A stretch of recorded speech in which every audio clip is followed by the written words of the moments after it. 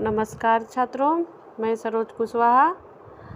कल जो मैंने हिंदी का व्याकरण का लेसन 1 कंप्लीट करवाया था, वो आपकी इस गुलमोहर नई गुलमोहर हिंदी व्याकरण में से था।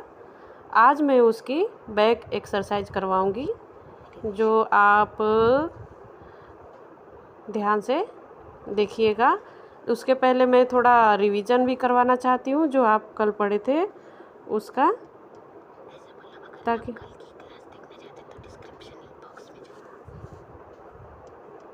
कल हमने लेसन 1 पढ़ा था। ये रहा आपका लेसन 1, भाषा और व्याकरण। इसमें हमने पढ़ा था भाषा क्या है और व्याकरण क्या है। तो भाषा के बारे में हमने कल पढ़ लिया था, तो थोड़ा सा मैं बता देना चाहूँगी भाषा के बारे में कि भाषा जो हम कुछ बोलते हैं, वो हमारी बात को दूसरा कोई जो सुन के समझता है, उसको ही हम भाषा कहते हैं। हमारे मुख से जो उच्चरित ध्वनियाँ होती है, दूसरों के कानों तक जाती है और वो हमारे बातों को सुनकर समझ लेता है, उसको हम भाषा कहते हैं। और भाषा की परिभाषा भी मैंने कल करवा दिया था।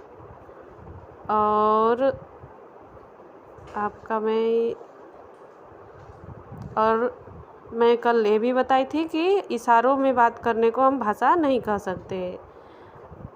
और व्याकरण को भी मैंने बताया था कि व्याकरण क्या है। व्याकरण एक शास्त्र है जो हमको शुद्ध और अशुद्ध की पहचान करवाता है। भाषा के 2 रूप भी बताए थे, लिखित और मौखिक।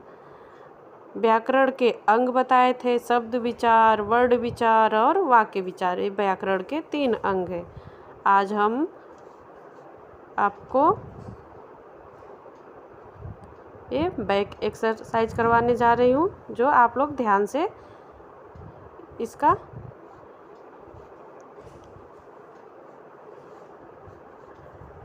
आप सुन के ध्यान से सुनिए और इसका स्क्रीनशॉट भी ले लीजिएगा। चलिए हम क्वेश्चन नंबर 4 से चालू करेंगे।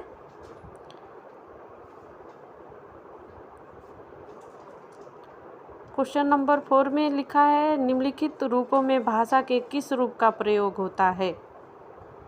अब नीचे कुछ रूप दिए गए हैं उसमें, और आपको बताना है कि उसमें किस रूप का प्रयोग होता है। नीचे पहला पॉइंट में है वाद विवाद। तो वाद विवाद हमारा क्या होता है, भाषा का कौन सा रूप होता है, लिखित होता है कि मौखिक होता है, कौन सा होता है। तो हमारा वाद विवाद जो है मौखिक रूप होता है भाषा का। उसी तरह से दूसरे नंबर पे दिया है पोस्टर। पोस्टर भाषा का कौन सा रूप होता है, तो पोस्टर भाषा का लिखित रूप होता है। आप लोग स्क्रीनशॉट ले लीजिएगा, मैं इसको बताते हुए आगे बढ़ती चली जाऊंगी। तीसरा नंबर है फिल्म। फिल्म कौन सा रूप है भाषा का बच्चों, तो फिल्म है हमारा भाषा का मौखिक रूप। और चौथा नंबर पे है आपका मोबाइल। तो मोबाइल भाषा का कौन सा रूप है, तो मोबाइल तो वैसे तो भाषा का मौखिक रूप है, लेकिन उसमें जो हम मैसेज टाइप करते हैं, तो इसलिए लिखित और मौखिक दोनों हो गया है। कहानी सुनना, जो आप अपने दादी से या मम्मी से, दादा से जो कुछ कहानियाँ सुनते हैं अपने कानों द्वारा, तो वो आपको लिख के तो नहीं बताते, आपको बोल के सुनाते हैं, इसलिए वो मौखिक रूप हो गया कहानी सुनना। पत्र पत्रिकाएं जो है भाषा का लिखित रूप है। आप जो पत्र और पत्रिकाएं लिखा हुआ आता है, प्रिंट किया हुआ, वो भाषा का लिखित रूप है। संगीत समारोह, जो आपका संगीत समारोह होता है, वो जो है भाषा का मौखिक रूप होता है। टीवी के विज्ञापन, टीवी के विज्ञापन लिखित और मौखिक दोनों होते हैं। इस तरह से क्वेश्चन नंबर 4 का ये आपका भाषा के रूप में प्रयोग होते हैं। अब नेक्स्ट टॉपिक पे जाएंगे, क्वेश्चन नंबर 5। क्वेश्चन नंबर 5 में हम देखेंगे कि भाषा का ये क्या पूछ रहा है। क्वेश्चन नंबर 5 में क्या प्रश्न कर रहा है, तो निम्नलिखित भाषाओं की लिपियों के नाम लिखिए। तो इसमें कुछ भाषाएं दी गई है जिसमें हमको अपनी लिपि बताना है कि इसकी कौन सी लिपि है। तो बच्चों, आप लोगों के सामने कुछ ये भाषाएं हैं। पहला 2 कॉलम बनाया है, पहले में लिखा है भाषा और दूसरा में है लिपि। तो पहले भाषा में दिया गया है पहला हमको संस्कृत। संस्कृत की कौन सी लिपि है बच्चों? तो संस्कृत की हमारी देवनागरी लिपि है और संस्कृत हमारी सबसे प्राचीन भाषा भी है। दूसरे नंबर पे है मराठी।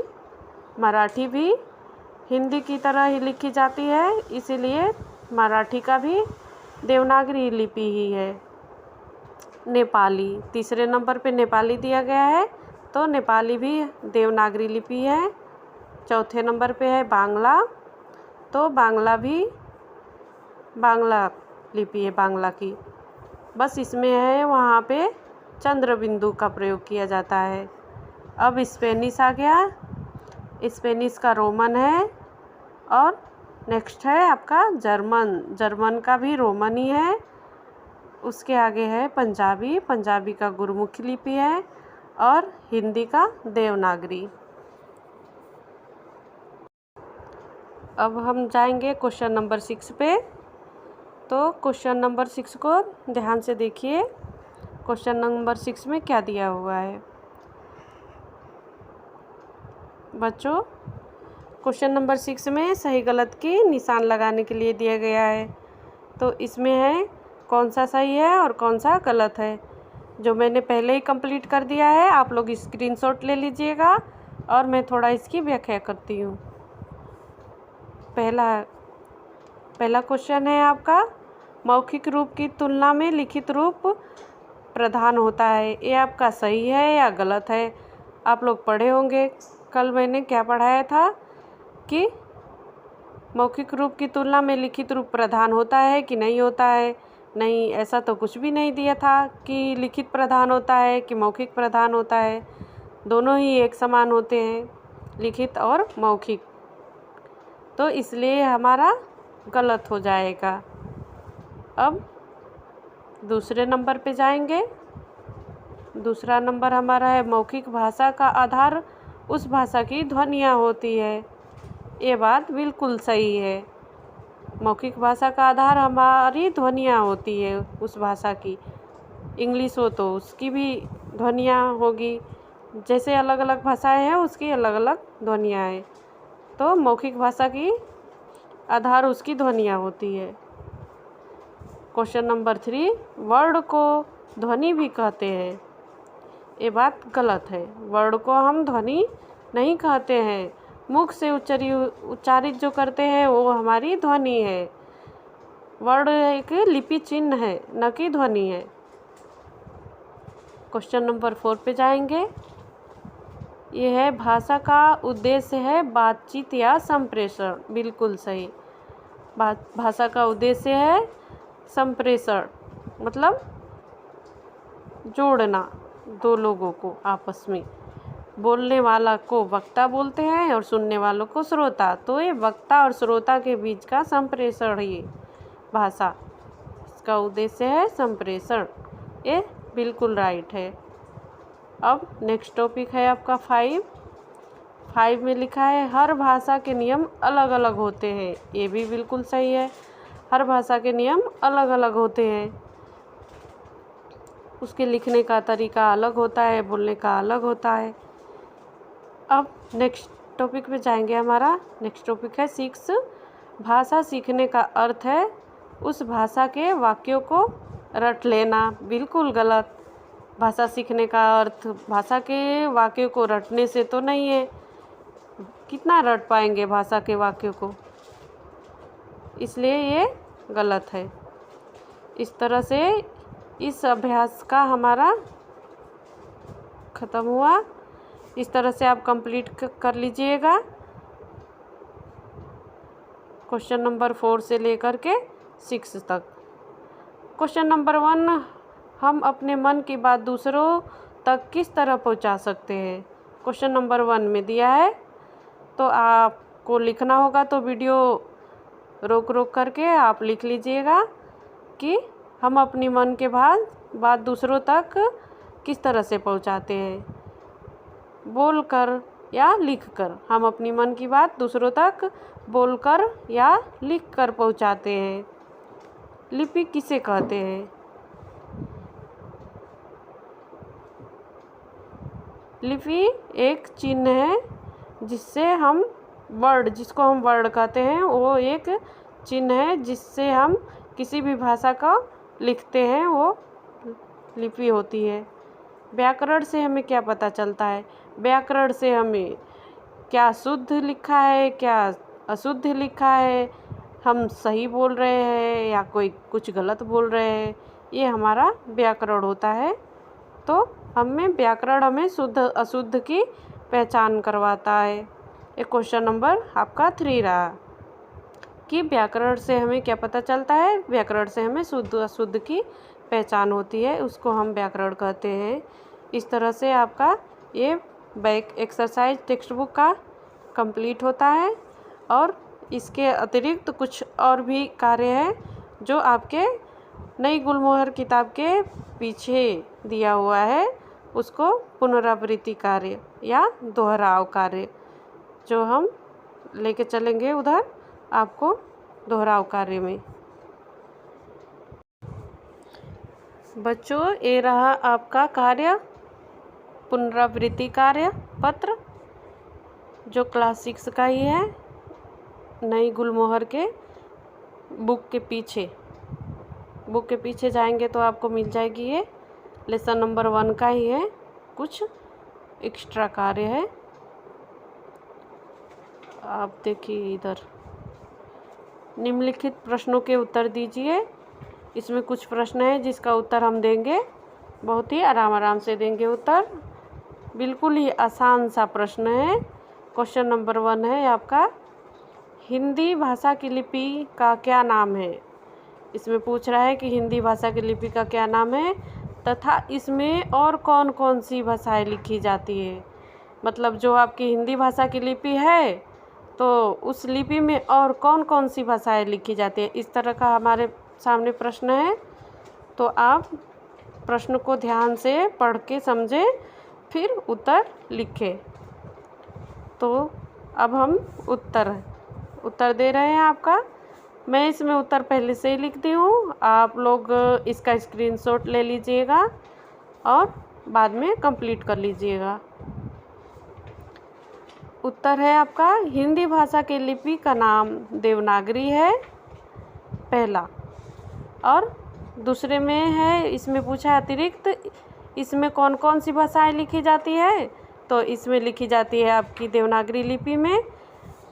देवनागरी लिपि के अंतर्गत निम्नलिखित भाषाएं लिखी जाती है, जैसे मराठी, नेपाली, संस्कृत, हिंदी और भी बहुत सारी भाषाएं हैं जो देवनागरी लिपि में लिखी जाती हैं। तो आप देख करके इसको भी कंप्लीट कर लीजिएगा। अब हम चल रहे हैं क्वेश्चन नंबर 2 पे। क्वेश्चन नंबर 2 है आपका, मौखिक भाषा तथा लिखित भाषा का अंतर स्पष्ट कीजिए। अब हमको इसमें अंतर बताना है कि मौखिक भाषा और लिखित भाषा में क्या फ़र्क है। तो उत्तर में मौखिक भाषा और लिखित भाषा का अंतर निम्नलिखित है। उसके लिए हम 2 कॉलम बनाएंगे, पहले साइड लिखेंगे मौखिक, दूसरे साइड लिखेंगे लिखित। तो पहले साइड में हम मौखिक भाषा में लिखेंगे, मौखिक भाषा का आधार मनुष्य के मुख से उच्चारित होने वाली ध्वनियाँ हैं।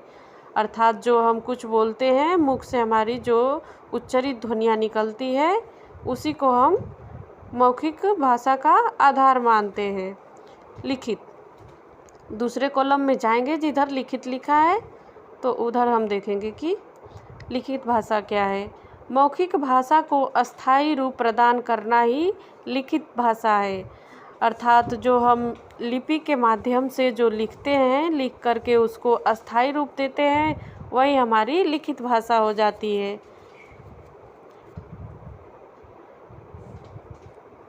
इस तरह से हम क्वेश्चन नंबर 3 में जाएंगे।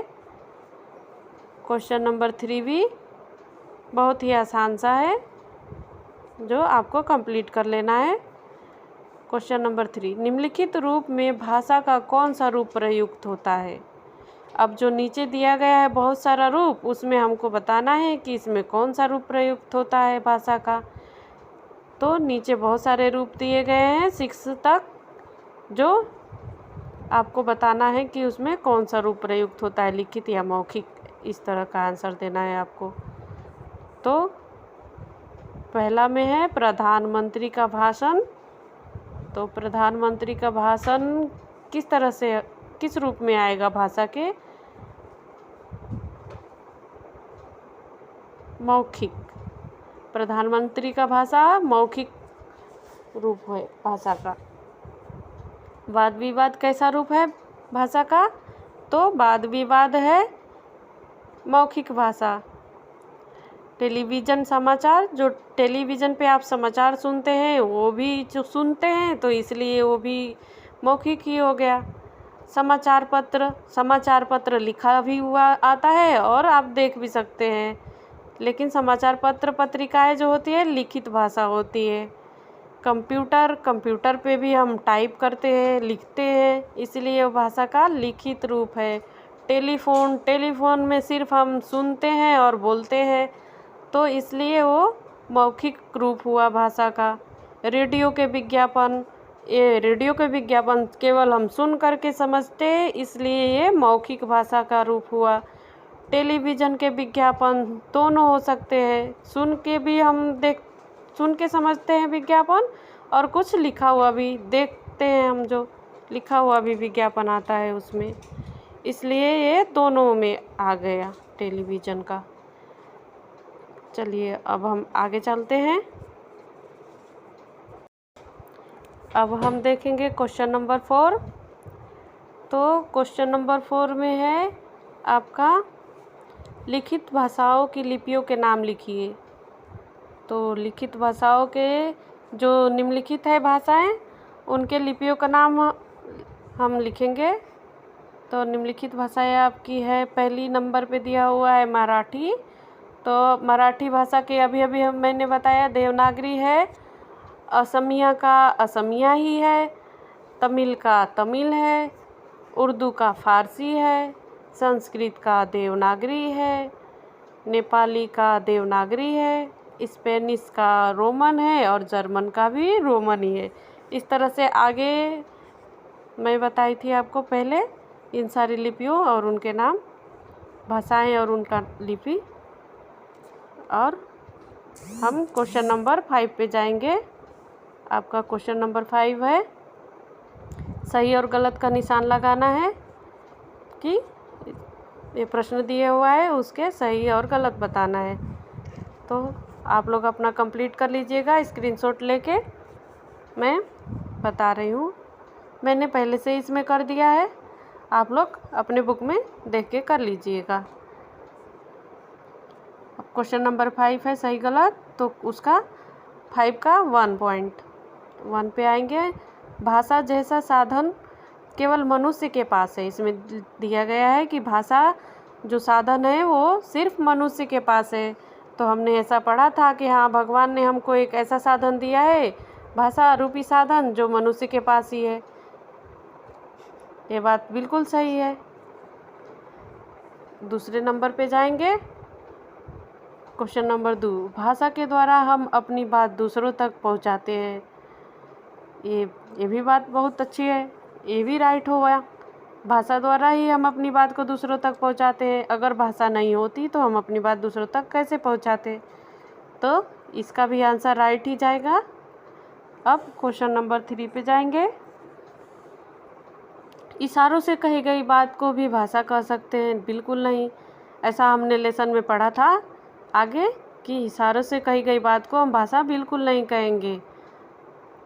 मौन में हम बात नहीं कर सकते इशारों द्वारा, इसके लिए हम मुख से उच्चारित ध्वनियों को ही भाषा कह सकते हैं। इशारों में की गई बात को हम भाषा नहीं कह सकते हैं। अब क्वेश्चन नंबर 4 पे जाएंगे। क्वेश्चन नंबर, भाषा का लिखित रूप अस्थायी एवं मौखिक रूप। भाषा का लिखित रूप अस्थायी एवं मौखिक रूप अस्थायी होता है। तो ये गलत है, क्योंकि भाषा का लिखित रूप अस्थायी होता है और मौखिक रूप अस्थाई, क्योंकि जो बोल के हम रटा देंगे तो थोड़े दिन में वो भूल जाएगा, लेकिन उसी को हम लिख के अगर जो रख दें तो बहुत दिनों तक स्टोर रह सकता है, जो नहीं मिट सकता, अस्थाई है वो, कई हजार सालों तक। चलो अब नेक्स्ट है हमारा 5 नंबर, जिसमें दिया गया है व्याकरण हमें भाषा के नियमों से परिचित कराता है। तो ये बात बिल्कुल सही है। व्याकरण हमको बताता है कि यह शुद्ध है या अशुद्ध है, ये बिल्कुल सही है।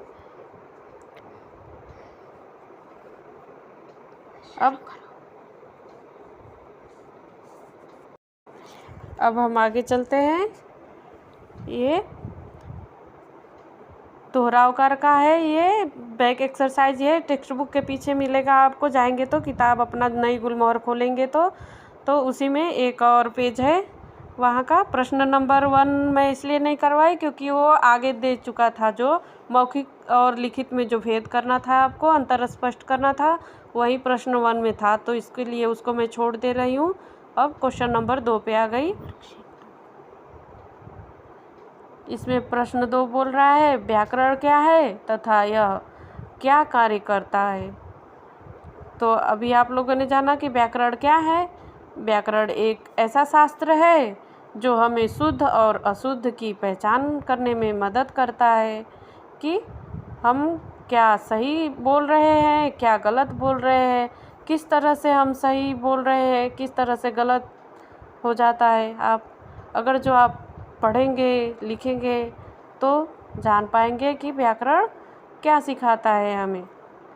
व्याकरण नियमबद्ध तरीके से हमको सही की पहचान करवाता है कि क के बाद ख आएगा, फिर ग आएगा, फिर घ आएगा, इस तरह से ये एक नियम है। जैसे सुबह आप सो के उठते हैं, फिर उसके बाद से फ्रेश होते हैं, ब्रश करते हैं, उसके बाद ही कुछ नहाते हैं, फिर नाश्ता करते हैं, फिर उसके बाद से स्कूल जाते हैं। इस तरह से ये व्याकरण जो है नियम आपको कि सुबह जैसे आप सो के उठते हैं तो फ्रेश होना ज़रूरी है, उसी तरह से किसके बाद से कौन सा शब्द आएगा, क्या गलत है क्या सही है, ये व्याकरण आपकी पहचान करवाता है। अब हम आगे जाएंगे। आगे है आपका क्वेश्चन नंबर 3। क्वेश्चन नंबर 3 को ध्यान से देखिए। किन्हीं 5 रूपों के नाम लिखिए जिनमें भाषा के मौखिक रूप का प्रयोग होता है। अब जो भाषा के रूप हमने पढ़ा था लिखित और मौखिक, तो उन रूपों को लिखना है। तो पहला रूप है हमारा वाद विवाद, दूसरा है फिल्म देखना, और तीसरा है कहानी सुनना, चौथा है संगीत समारोह, पांचवा टेलीफोन पर बात करना। ये सारे भाषा के मौखिक रूप होते हैं, इसमें हम लिखते नहीं हैं, इससे सिर्फ सुन करके समझते हैं, बोल कर बताते हैं। ये हमारा इसलिए मौखिक रूप हुआ भाषा का। अब आगे चल रहे हैं हमारा, ये रहा क्वेश्चन नंबर 4। क्वेश्चन नंबर 4 का है आपका सही गलत का निशान लगाना है कि सही दिया हुआ है या गलत दिया हुआ है। तो आप स्क्रीनशॉट लेके आप लिख लीजिएगा बाद में, या फिर वीडियो रोक रोक के लिख लीजिएगा। अब क्वेश्चन नंबर 4 है सही गलत। तो क्वेश्चन नंबर 4 का 1 है भाषा का उद्देश्य है विचारों का आदान प्रदान। इसमें दिया है भाषा का उद्देश्य है विचारों का आदान प्रदान, बिल्कुल सही। भाषा का उद्देश्य ही है विचारों का आदान प्रदान। यदि भाषा ही नहीं होती तो हम अपने विचारों को दूसरों तक कैसे पहुंचाते, नहीं पहुंचा पाते, या फिर उसके विचारों को हम नहीं समझ पाते कि वो क्या हमसे कहना चाह रहा है। इसीलिए भाषा एक माध्यम है, एक साधन है जो विचारों का आदान प्रदान होता है उसके माध्यम से। अब दूसरा नंबर है लिखित भाषा का आधार ध्वनियाँ है। ये बिल्कुल गलत है, लिखित भाषा का आधार ध्वनियाँ नहीं है। आगे भी दिया हुआ था प्रश्न, उसमें भी ऐसे ही दिया हुआ था कुछ कि लिखित भाषा का आधार ध्वनि है, बिल्कुल नहीं। लिखित भाषा का आधार ध्वनि नहीं है, मौखिक भाषा का आधार ध्वनि है। लिखित भाषा का आधार वर्ण है, जो जिनको हम लिपि चिन्ह कहते हैं, वर्ण को ही हम लिपि चिन्ह कहते हैं। अब क्वेश्चन नंबर 3 में जाएंगे। क्वेश्चन नंबर 3 पूछ रहा है उच्चारित ध्वनियों के लिए बनाए गए लिपि चिन्ह ही वर्ण कहलाते हैं। ये बिल्कुल सही है। जो हमारे मुख से उच्चारित ध्वनियाँ होती है उसके लिए जो लिपि चिन्ह बनाए गए हैं, जैसे लिपि चिन्ह को ही वर्ण कहते हैं। अब वर्ण हमारे क्या है, स्वर और व्यंजन, जैसे अ, आ, छोटी बड़ी, क, ख, ग, घ, इस तरह का जो है वो वर्ण है, छोटे छोटे टुकड़ों में होता है, फिर उन्हीं को जोड़ जोड़ के हम शब्द बनाते हैं। तो इसी तरह से जो हमारे मुख से कुछ भी जो ध्वनि निकलती है उसी को लिखने के लिए हम लिपि चिन्ह बनाते हैं, उनको हम वर्ण कहते हैं। ये बिल्कुल सही है। क्वेश्चन नंबर 4 में जाएंगे। क्वेश्चन नंबर 4 है मौखिक भाषा। मौखिक भाषा भाषा का अस्थायी रूप है। ये बिल्कुल सही है। मौखिक भाषा हमने आगे भी पढ़ा था लेसन में भी, और आगे प्रश्न भी दिए हुए थे इस तरह के, जिसमें यही लिखा था सेम कि मौखिक भाषा भाषा का, उसमें थोड़ा उल्टा कर दिया था, मौखिक को अस्थायी कर दिया था और लिखित को अस्थायी कर दिया था। इसमें दिया है, सही दिया है, ये बिल्कुल सही है आपका। मौखिक भाषा भाषा का अस्थायी रूप होता है, ये बिल्कुल राइट है। अब क्वेश्चन नंबर 5 जाएंगे। हर भाषा के नियम समान होते हैं। ये बिल्कुल गलत बात है। हर भाषा का नियम समान नहीं होता है। उसका नियम, लिखने का तरीका, उसके लिपि चिन्ह सब अलग होते हैं, और हर भाषा के अलग अलग लिपि चिन्ह होते हैं, नियम अलग होते हैं। ठीक है, चलो क्वेश्चन नंबर 6 देखिए। भाषा के नियम की जानकारी उसके व्याकरण से मिलती है। ये बात बिल्कुल सही है। ऐसा ऊपर भी दिया हुआ था प्रश्न, जो 2 बार दे चुका है। तो आप लोग के ये गुलमोहर बुक के पीछे का ही है, नई गुलमोहर। अब क्वेश्चन नंबर 5 पे जा रहे हैं हम। क्वेश्चन नंबर 5 में दिया है प्रश्न कि भाषा में बोली जाने वाली किन्हीं 5 भाषाओं एवं उनकी लिपियों के नाम लिखिए। तो भाषा में बोली जाने वाली किन्हीं 5 भाषा, ठीक है, भारत में बोली जाने वाली किन्हीं 5 भाषा और उनके लिपि। तो उनकी 5 भाषा हमारी है, हिंदी है, तो हिंदी की लिपि है देवनागरी, जो हमारे भारत में बोली जाती है। और दूसरा है गुजराती, जो गुजरात राज्य में बोली जाती है, उसकी भी देवनागरी है, थोड़ा सा अलग है देवनागरी से, लेकिन देवनागरी है। मराठी का ही देवनागरी है, और बांग्ला का बांग्ला ही है, उड़िया का उड़िया है। इस तरह से हमारी भारत में बोली जाने वाली ये भाषाएं हैं अलग अलग राज्यों की, और कुछ की देवनागरी लिपि है और कुछ की अपनी खुद की वो लिपि है। इस तरह से हमारा ये वाला भी चैप्टर आपका लेसन 1 पूरी तरह से बैक एक्सरसाइज के साथ कंप्लीट हुआ। आप लोग इस वीडियो को ध्यान से देखिएगा और लिख लीजिएगा, कंप्लीट कर लीजिएगा। और आज का कैसा लगा क्लास ये भी बताइएगा। मेरे चैनल को सब्सक्राइब कीजिएगा, लाइक करिएगा, कमेंट करिएगा, और कमेंट में कुछ न कुछ ज़रूर लिखिएगा कि कैसा लगा आज का क्लास। अच्छा लगे तो भी लिखिएगा, नहीं अच्छा लगे वो भी लिखिएगा, ताकि मैं खुद को सुधार कर सकूं कि मैं सही पढ़ा रही हूँ या गलत।